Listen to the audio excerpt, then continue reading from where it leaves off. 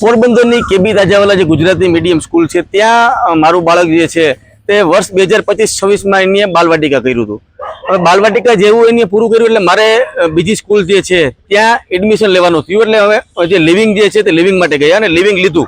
Living લીધા બાદ જ્યારે સરકારી શાળામાં જ્યારે ગયા ત્યારે એને આચાર્યએ કીધું કે ભાઈ આમાં યુઆઈડી નંબર નથી. એટલે જેવો યુઆઈડી નંબર નહોતો એટલે અમે શાળાએ ગયા કે ભાઈ આમાં યુઆઈડી નંબર જે છે બાલવાટિકાનો એ નથી. તો શાળા દ્વારા એવું કહેવામાં આવ્યું છે કે અમારી જે મંજૂરી જે છે તે મંજૂરી પ્રોસેસમાં છે. તો અમે વાલીઓએ કીધું કે ભાઈ મંજૂરી પ્રોસેસમાંથી તો અમારે વાલીઓને જાણ કરવી હતી કે ભાઈ તમારું બાળક બાલવાટિકામાં છે પણ અમારી મંજૂરીમાં છે, હજી મંજૂરી મળી નથી.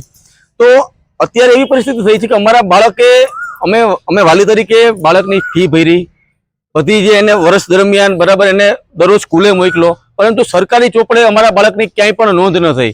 હવે સરકારી ચોપડે અમારા બાળકની નોંધ ન થઈ એટલે એનું યુઆઈડી જે છે તે બાલવાટિકા ન બોલે. હવે અમારે જે પણ એને બેસાડવાનો થાય પહેલા ધોરણમાં એટલે અમારે એને નવા ધોરણથી બેસાડવો પડે, એટલે કે જન્મ તારીખના દાખલા ઉપર બેસાડવો પડે. એટલે અમારી નોંધ જે છે એ પહેલા ધોરણથી થાય. અત્યારે સરકારનો નિયમ છે કે ભાઈ 5 થી 6 વર્ષનું જે બાળક હોય એ બાલવાટિકા એનું કરાવવું, અને બાલવાટિકા કરાવ્યા પછી એનું યુડાયસ અને જનરલ રજિસ્ટરમાં એનું જે નોંધ છે તે કરવી જરૂરી છે અને ફરજિયાત છે. પરંતુ ક્યાંક ને ક્યાંક અમને બધા વાલીઓને અંધારામાં રાખી અને શાળાએ આ જે વાત જે છે તે શાળાએ છેક સુધી નથી કીધી.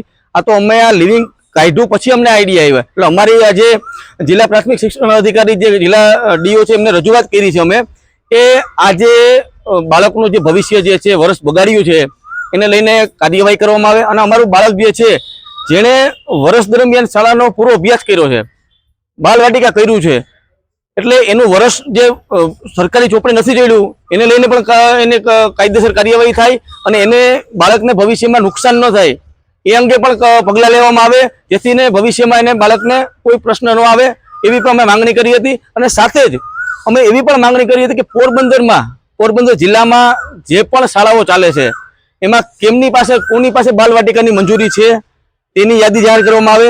એટલે બાળક જે છે, વાલીઓ જે છે જ્યારે એડમિશન લે ત્યારે જ ખબર પડે કે ભાઈ આની પાસે બાલવાટિકા છે તો જે એડમિશન લે. આમાં કેવું છે કે અત્યારે તમને વાલીઓને કહે નહીં આપને તો આપણે શું છે કે અત્યારે ફી ભરી, અત્યારે 25-26 હજાર રૂપિયા બરાબર આપણે ફી ભરી હોય અને આપણે જો એવું કહેવામાં આવે કે ભાઈ તમારું બાલવાટિકા જે છે એ તમારું કે નોંધ નહીં રહે સરકારી, તો કોણ મૂર્ખ હોય કે જે પોતાના બાળકને ત્યાં ભણાવે. એટલે આપણે સરકારી ચોપડે ચડે એ જ આપણું હેતુ હોય કે ભાઈ સરકારે બાળક ભણ્યું છે તો એનું સરકારમાં નોંધ થાય, કે સરકારનો નિયમ છે એ આપણે પાલન કરવું પડે. એટલે આમાં એવું કંઈ થયું નથી. એટલે અમારે ક્યાંક ને ક્યાંક નથી. આ તો અમારા 3 થી 4 વાલીઓને અમે લિવિંગ કાઢ્યું એટલે અમારા ધ્યાનમાં આવ્યું. હજી પણ જે શાળામાં જે અભ્યાસ જે કન્ટિન્યુ કર્યું છે હોય એવો લોકોના યુઆઈડી ચડ્યા હશે, એ પણ મને એવી શક્યતા છે કે એ પહેલા ધોરણ ચડાવી દીધા હશે, કેમ કે યુઆઈડી એની પાસે બાલવાટિકાનું નહોતું. એવું કહે છે કે અમારી પાસે બાલવાટિકાની મંજૂરી પ્રોસેસમાં હતી. તો આવી એક આખી જે મામલો છે એ સામે આવ્યો છે.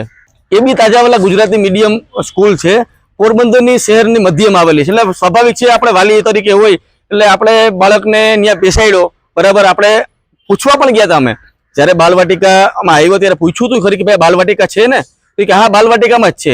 હવે એના પુસ્તક છે આપણી પાસે છે, પુસ્તક છે એ બાલવાટિકાને ભણાવવામાં આવ્યા. આપણે પહોંચ જે ભરી, જે 2 ફી પહોંચ ભરી એમાં બાલવાટિકા લખ્યું છે.